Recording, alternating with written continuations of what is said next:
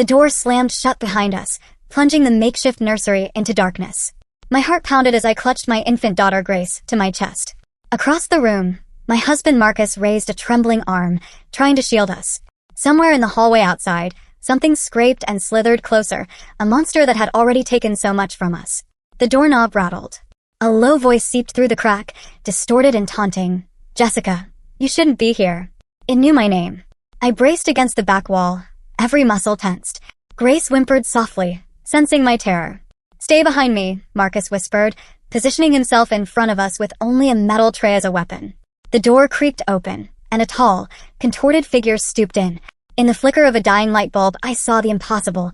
It wore the face of my doctor, Dr. Hayes, but warped and wrong, skin too pale, eyes black and soulless, limbs stretched to inhuman proportions. "Your memory loss was supposed to be permanent," the creature rasped, smiling with too many teeth. It inched closer, blocking our only exit. A surge of anger cut through my fear. This thing had stolen our baby once. It had lied to me and manipulated me. I would die before I let it touch Grace again. "Stay back," I shouted, voice shaking but furious. The creature cocked its head, regarding us with cold amusement. Then, with a sudden bone-cracking jolt, it lunged. A few days earlier, I wasn't fighting for my life or cradling a crying infant in a dark laboratory just a few days ago. I was simply cleaning out my closet on a quiet weekend afternoon, blissfully unaware of the nightmare about to unravel my world. It started with a pair of baby shoes. I remember humming along to a song on the radio as I sorted through boxes of winter clothes. Sunlight streamed through the bedroom window, and dust motes swirled in the warm beam as I pulled an old sweater from the back of the closet. That's when I saw them. Tiny pink baby shoes, tucked behind a shoebox as if someone had placed them there carefully. I frowned, confused. Marcus and I don't have children. We'd only been married 4 years and hadn't even seriously discussed kids yet. So seeing an infant's shoes in my closet made no sense. Curious, I reached down and picked them up. They fit in the palm of my hand, light as a feather. My first thought was how adorable and small they were, pale pink canvas with little white laces, the kind a baby girl might wear. Then I noticed the dark stains marring the fabric, concentrated around the toes and soles. A rusty reddish-brown, dried into stiff patches. My stomach clenched. I knew that color. Blood. For a moment I just stared, uncomprehending. Tiny shoes soaked in blood, hidden in my closet? A chill crept up my spine. I felt an eerie sense of déjà vu, like I'd seen them before, maybe in a dream. But that was impossible. "Marcus," I called, my voice sharper than intended. Footsteps hurried down the hall. He appeared in the doorway, laundry basket in hand. "Jess? What is it?" Wordlessly, I held up the little shoes. They dangled from my fingers like a terrible omen. Where did these come from? Marcus set down the basket and stepped closer. The moment his eyes fell on the shoes, all color drained from his face. He looked like he might faint. I don't know, he stammered, but his voice had that telltale tightness it gets when he's hiding something. "Maybe the previous owners left them," he offered weakly, not meeting my gaze. I felt a prick of irritation through my unease. "We've lived here 3 years. I think I'd have noticed bloody baby shoes shoved in the back of my closet by now." He opened his mouth, then shut it at a loss. With a shaking hand, he gently took the shoes from me and turned them over. He swallowed. "It could be paint? Or rust." "That's blood," I cut in. My heart was thumping against my ribs. "Marcus, if you know something." "I don't," he insisted, but wouldn't look me in the eye. He set the shoes on our dresser as though they might explode, then cautiously pulled me into his arms. His chest was warm and solid, but I could feel how tense he was. "Let's not jump to conclusions, okay? I'm sure there's a logical explanation." His words were soothing, but his tone was strained. I didn't argue further, but as I rested my head against him, I couldn't tear my eyes from those tiny blood-stained shoes. A sick feeling swirled in my gut. Logical explanation? What logical explanation could there be? That night, I couldn't get the shoes out of my head. After dinner, I found myself drawn back to the bedroom. I picked them up under the lamp's light, examining every rusty stain. Whose blood was this? What happened to you? I wondered, as if the shoes could somehow tell me.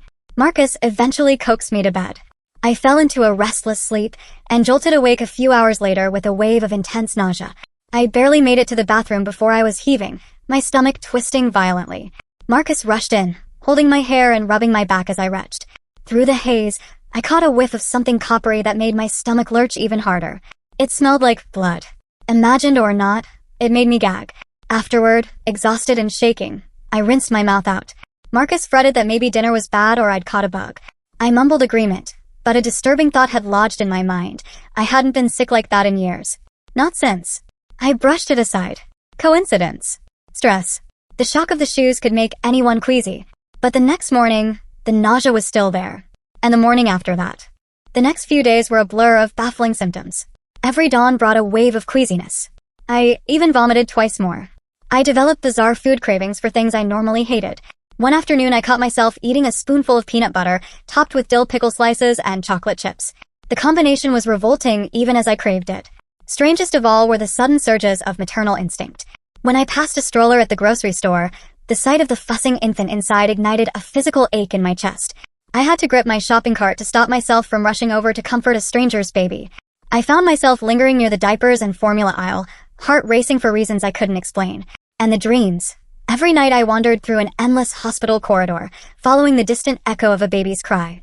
Room after room, I flung doors open, desperate to find the wailing infant. But I never could. I'd wake in tears, sometimes calling out, sometimes with my arms cradled around empty air.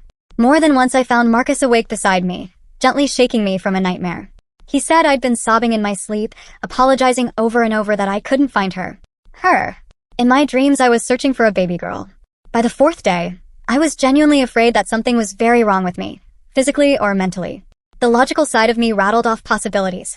A hormonal imbalance? Early menopause at 32? A phantom pregnancy brought on by stress? None of it fit. Terrified and desperate for answers, I finally made an appointment to see my doctor. During the appointment, Dr. Hayes uncovered something shocking in my medical records. It said I had been admitted to this hospital 8 months ago after a car accident, while 7 months pregnant. According to the file, I'd undergone an emergency C-section. The baby, a girl, was listed as stillborn. I felt like the ground had fallen away beneath me. I left Dr. Hayes' office in a daze, clutching a copy of the record. Daughter. I had carried a baby and lost her, and I had no memory of any of it. Heart pounding and hands white-knuckled on the steering wheel, I drove straight home. Marcus was in the living room and jumped up the second I burst through the door. The moment he saw my face, his expression crumpled. He knew what I'd learned. Marcus, I choked out, trembling. We had a baby. A little girl. And you never told me. The anguish and betrayal in my voice brought instant tears to his eyes. He opened his mouth, but no words came. I pulled out the medical record with his signature on the infant's birth certificate and thrust it toward him. Her name was Grace. You let me think I was crazy when all this time...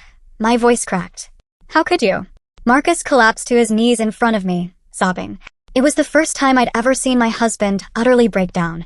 Haltingly, he confessed everything. I had indeed been pregnant. After the car crash, I was in a coma and our daughter Grace was delivered 2 months early. She survived the birth and lived for 3 days. Marcus spent those 3 days with her in the neonatal intensive care unit, overjoyed, terrified, praying I would wake up so I could meet our baby girl. On the third night, tragedy struck. A stranger crept into the hospital nursery and kidnapped Grace. Security found only a trail of blood droplets leading to an exit and the parking garage, where Grace's tiny hospital-issued booties were left behind. The very same pink baby shoes I discovered in our closet. The hospital officials told Marcus that our baby was likely dead. No infant could survive losing that much blood. To avoid a scandal, they listed her in records as having died in the delivery room. And the doctors urged Marcus not to tell me when I woke up. Given my severe head injury and memory loss, the shock and grief, they warned, might destroy my psyche or even hinder my recovery. In his desperation and sorrow, Marcus agreed to spare me that pain. He kept the truth buried, hoping my memory would never return. By the time he finished his story, we were clinging to each other on the floor, both of us in tears. I had missed the most joyous moment of our lives and the most devastating. I understood that he'd tried to protect me, but a part of me was furious and heartsick. Grace had been out there, alive, while I spent months blissfully ignorant of her existence. Wiping my eyes, I asked the only question that mattered now. Could she still be alive? Marcus nodded vehemently. He refused to believe she was gone. Despite what everyone told him, he felt it in his bones that our daughter was still alive somewhere. And he had spent the past 8 months quietly, tirelessly hunting for her. Marcus then pulled out a folder of notes and clues he'd gathered. Other mysterious infant disappearances in nearby hospitals, strange witness reports of a tall, wrong-looking figure stalking maternity wards, and finally one solid lead. All his research pointed to an abandoned genetics research facility about 50 miles away, the same place Dr. Hayes had worked before transferring to our hospital. Marcus was convinced Grace was there. The police hadn't listened to his wild-sounding theories, so we knew it was up to us. That night, with hope and dread tangling in my chest, we set out to find our daughter. We drove in silence, the tension thick as we left the city behind. Marcus's hands gripped the steering wheel so hard his knuckles blanched. I sat rigid in the passenger seat, a flashlight and crowbar at my feet. I kept absently touching the crumpled little shoes in my jacket pocket, the last trace of grace. My stomach was a nest of writhing snakes. We eventually turned off the highway onto a gravel road winding into dense woods. The trees closed in overhead, branches gnarled like fingers in the moonlight. And then, looming out of the darkness, it appeared, a hulking concrete building, 3 stories tall and utterly lightless. The abandoned research facility. Marcus cut the headlights and rolled to a stop behind a clump of overgrown bushes. Crickets droned in the summer night, but as we got out of the car, even they fell silent. In the faint moonglow, I could see that the building's lower windows were boarded up, its outer walls marred with graffiti and ivy. It looked dead and forgotten, but I knew appearances could deceive. We crept toward a side entrance that Marcus had identified on a prior scouting trip. Sure enough, the heavy padlock on the steel door had been bolt-cut recently. Someone was here. My heart was rattling in my chest. Marcus squeezed my hand briefly. "Ready?" he whispered. I wasn't, but I nodded. "Let's bring our girl home." We slipped inside. The door opened into a narrow corridor reeking of mildew and chemicals. The beam of my flashlight danced across peeling paint and scurrying roaches. Somewhere in the distance, I heard a faint drip, drip, drip of water. The air was stifling, thick with decay. We passed doorways opening into what looked like old labs, glimpses of rusty equipment, mildewed papers, a toppled gurney. Every shadow set my nerves on edge. I kept picturing some tall, misshapen figure lunging at us from the dark. As we ventured deeper, a new sound reached my ears, a muffled, rhythmic whimpering echoing from above. I froze, straining to listen. It almost sounded like, "Do you hear that?" I breathed. Marcus nodded, eyes wide. "Babies," he whispered. We recognized the soft cries of infants instantly. Emotions surged in my chest. Grace. She might be alive, crying for me. I had to choke back a sob. We followed the sound through a set of double doors and up a stairwell littered with debris. My legs felt like jelly, but adrenaline pushed me upward. The crying grew louder as we climbed to the 3rd floor. At the top of the stairs, a flicker of pale light glowed beneath a doorway labeled neonatal. My palms were slick with sweat. Marcus hefted the crowbar, and I realized his hands were shaking as badly as mine. He eased the door open, and we stepped into what had once been a nursery ward. I swept my flashlight over the room and gasped. Cribs. At least a dozen of them lined the walls, some empty, some holding the squirming outlines of babies. The air smelled of sour milk, soiled diapers, and antiseptic. A chorus of tiny whimpers filled the space. Some of the infants were asleep, but a few stared up at us with wet, confused eyes and immediately began crying louder at the sight of strangers. My heart cracked at the sound. How long had they been here, without a mother's touch? Marcus was already moving from crib to crib, quickly checking the ID tags and tiny faces. I joined him, frantically scanning each little bundle. In the far corner, one crib held a baby slightly bigger than the rest, sitting up and gripping the bars. Tufts of dark hair peeked from under a soft pink cap. As my light fell on her, she fixed me with wide green eyes, eyes the exact color of mine. My breath caught. "Grace," I whispered. The baby made a soft sound, almost a whine, and reached one chubby arm toward me, opening and closing her tiny fist. I burst into tears. In 2 strides I was at her side, dropping the flashlight to the floor. My hands trembled so badly I could barely undo the latch on the crib rail. "Grace," I choked, scooping her into my arms. Warmth, weight, life. She was real and alive and in my arms. A sob of joy and anguish tore through me. Grace immediately clung to me, little fingers twisting into my hair and shirt. She was whimpering against my neck. "It's okay, baby, I'm here," I cried softly. My entire being flooded with a fierce, protective love. I'd only just met her, yet somehow I'd known her forever. Marcus appeared at my shoulder, eyes flooded with tears. He gently brushed a fingertip against Grace's round cheek. "She's beautiful," he whispered. Grace blinked up at him and hiccuped, her crying quieting to soft snuffles. In that moment, seeing my husband reunited with our daughter, my heart knew a measure of peace for the first time in 8 months. But it didn't last. Behind us, out in the hallway, came a sound like nails on a chalkboard, bones scraping concrete. Marcus and I locked eyes, fear crashing back in. Before we could react, the heavy door we'd entered through slammed shut with a metallic bang. I jolted, tightening my hold on Grace as she started to wail again. Footsteps that didn't sound quite human thudded in the corridor, accompanied by a wet, slithering drag. My blood ran cold. "It's back," Marcus whispered, positioning himself between me and the doorway. He raised the crowbar, hands shaking. I retreated into the corner, clutching Grace tightly to my chest. The other babies sensed the danger, their cries rising in a shrill chorus. The door handle began to turn, slowly, ominously. My mouth went dry. It swung open, and the figure from my nightmares slipped inside. In the dim light I saw it clearly. Impossibly tall and painfully thin, twisted limbs bending at obscene angles. Its face, dear God, its face was Dr. Hayes's, stretched into a monstrous parody of compassion. Black eyes, a predatory grin. Jessica, it cooed in that familiar voice warped by something inhuman. You really shouldn't have come. You just couldn't leave well enough alone, could you? My insides churned with equal parts terror and fury. Grace wailed in my arms. I backed up as far as I could, pressing against the wall, trying to shield her with my body. How had this thing been masquerading as human so well? Marcus mustered a ragged shout. What are you? Why are you doing this? The creature stepped forward, movements jerky and unnatural. In one spidery hand it held a syringe, the long needle glinting. I am what humanity created in its hubris, it hissed. An experiment. A survivor. And I need fresh genetic material to keep surviving. Its black gaze latched onto the bundle in my arms. Little Grace will sustain me nicely. Her mother's resilience to trauma, her father's tenacity, such exquisite traits. A snarl ripped from my throat. You're not taking her. The creature's too-wide smile faltered. Brave, but foolish, it rasped. Marcus roared and charged, swinging the crowbar with all his might. But the creature moved with blinding speed. It sidestepped and lashed out with an elongated arm. Clawed fingers wrapped around Marcus's throat and hoisted him off the ground like he weighed nothing. No. I screamed. Grace's face was buried against my shoulder, her cries piercing my ears. The creature turned its gaze to me, speaking in Dr. Hayes's gentle tone, even as it held my thrashing husband aloft. Your man has been very troublesome, you know. Snooping where he shouldn't.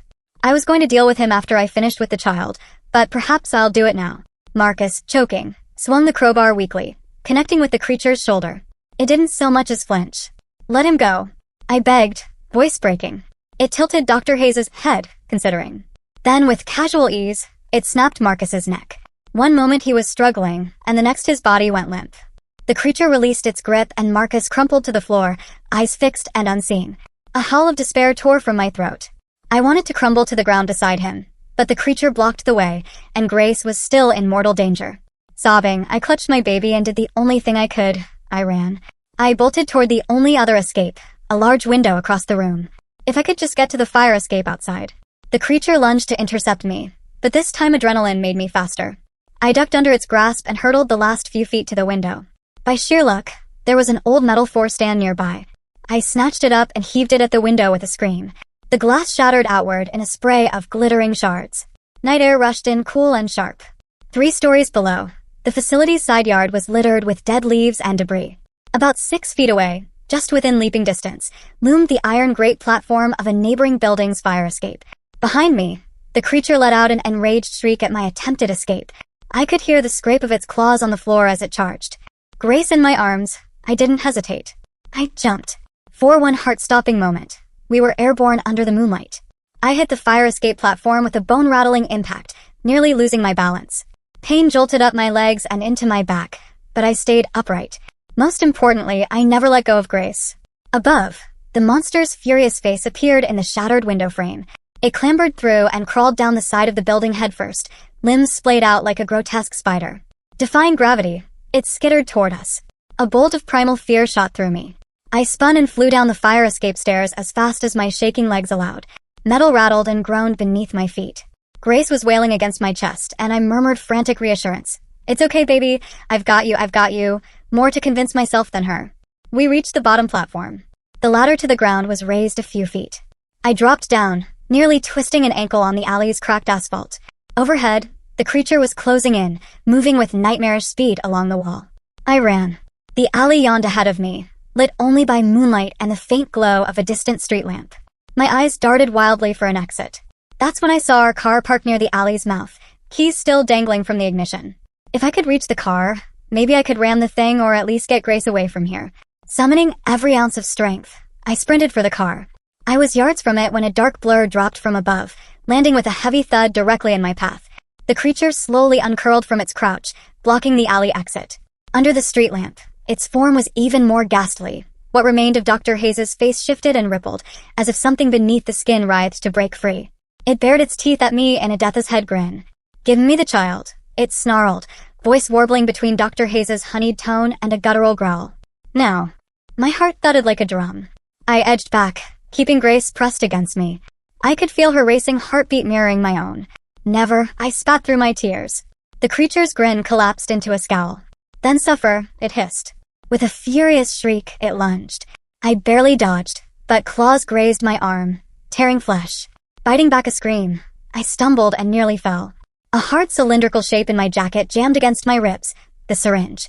In the chaos of the nursery, I must have pocketed the one the creature had set aside. My hand closed around it now, an idea sparking in my mind. The creature recovered and whirled, charging again. Its eyes gleamed with triumph. This was the endgame, and we both knew it. As it pounced, I thrust upward with the syringe clutched in my fist. The long needle buried deep into the creature's neck. With a cry of fury, I drove the plunger down, injecting it with its own vile serum. The reaction was immediate. The creature let out an ear-splitting shriek, stumbling back. Black, tar-like fluid sprayed from the puncture in its neck. Within seconds, its pale flesh began to bubble and melt, sloughing off its skeletal frame in sticky gobs. "You wretch," it gurgled, voice warping between a dozen tones. Yet, even as its skin liquefied and its body convulsed, it dragged itself toward us, a look of pure hatred in its one remaining eye. "No," I moaned, backing away until I hit a stack of old wooden pallets by the alley wall. This monstrosity wasn't going to stop, not until one of us was dead. Grace was still shrieking, terrified. Everything hurt, and I was so tired. But I refused to let this creature win. With a surge of desperate strength, I seized a jagged plank from the pile of pallets. The creature lunged weakly, trying to knock me down. I twisted, putting my body between it and Grace, and swung with a raw, primal scream. The plank connected with a wet crack, cratering the creature's skull. It collapsed to the pavement, twitching violently as inky ichor pooled beneath it. The acrid smell of chemical rot filled the air. I stood over it, panting, plank still in hand. The thing spasmed once, twice, then lay still. Its remains sizzled, dissolving into a foul sludge that etched black scars into the concrete. It was over. The monster was dead. I dropped the plank and fell to my knees, sobbing in relief and agony. Grace was still in my arms, alive and miraculously unharmed. "We did it, baby," I gasped, kissing her damp cheek over and over. "It's gone, it's over." My vision blurred. A wave of dizziness nearly toppled me. I hadn't escaped unscathed.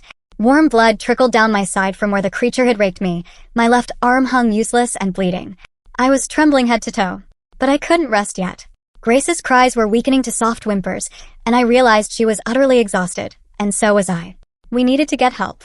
Using the wall for support, I struggled back to my feet. One step at a time, I staggered forward down the alley toward the street beyond.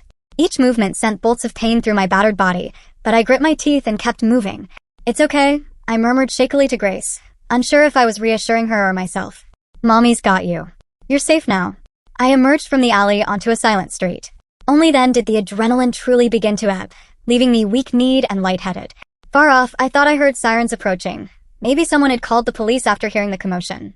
My strength finally gave out on the sidewalk under a flickering streetlight. I sank down, cradling Grace in my lap. Her face was scrunched and tear-streaked, but she was alive. Oh God, alive. I pulled out my phone with blood-slick fingers and tried to dial 911, but my vision was tunneling and my hands were numb. As the distant sirens grew louder, I hugged my baby to my chest and closed my eyes. "You're safe?" I whispered one last time, not sure if she could hear. Darkness swelled at the edges of my mind. I let it take me, secure in the knowledge that Grace was finally back where she belonged, in my arms. I awoke in a soft bed to the rhythmic beep of monitors. The antiseptic odor told me I was in a hospital even before I opened my eyes. Panic fluttered through me. I had a sudden fear I'd imagined everything. Frantic, I sat bolt upright, immediately regretting it as pain lanced through my side. My gaze shot to the corner of the room, where a clear plastic bassinet stood. Inside it, sleeping soundly, was Grace.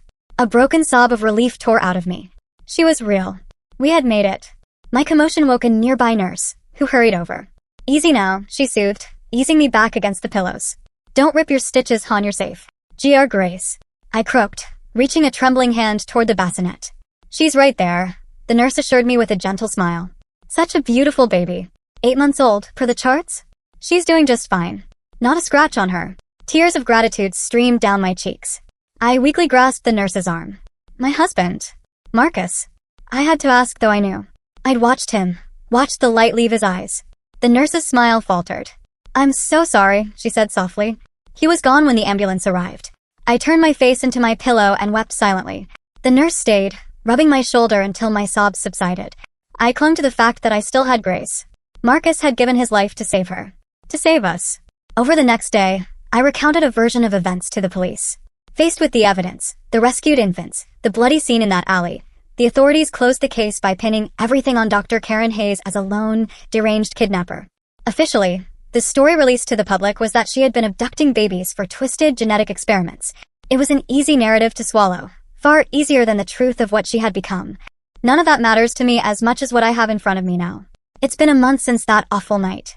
After a few days in the hospital, Grace and I came home. I've spent this time healing, physically and emotionally, and simply marveling at my daughter. Every coo, every little giggle or babble she makes is a miracle to me. I missed the first 8 months of her life, and I won't take a single moment for granted moving forward. Sometimes, late at night, I wake up screaming, reliving Marcus's last moments or that creature's bone-chilling voice. The trauma runs deep. I know some scars will never fade. I'm attending therapy, trying to process it piece by piece. But when those dark memories threaten to overwhelm me, I slip out of bed and peek into the crib by my bedside.